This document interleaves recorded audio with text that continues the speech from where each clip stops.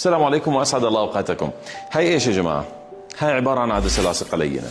العدسة اللاصقة هي عبارة عن أداة إحنا بنستخدمها للاستغناء عن النظارة الطبية أحيانا.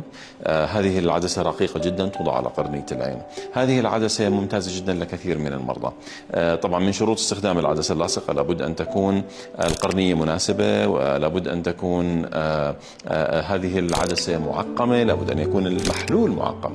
طبعا لا ننصح بالاستحمام فيها، لا ننصح بالنوم من خلال يعني النوم وهي موجودة في عيننا، لابد من إزالتها قبل النوم ووضعها في الصباح الباكر.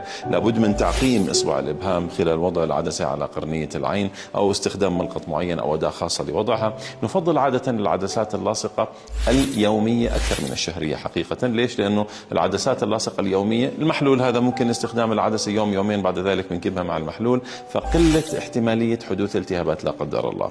وهي قد تكون بديل مناسب لكثير من المرضى اللي ما بتزبط لهم عمليات الليزر والليزك، بديل مناسب للنظارة، وألف لا بأس على الجميع.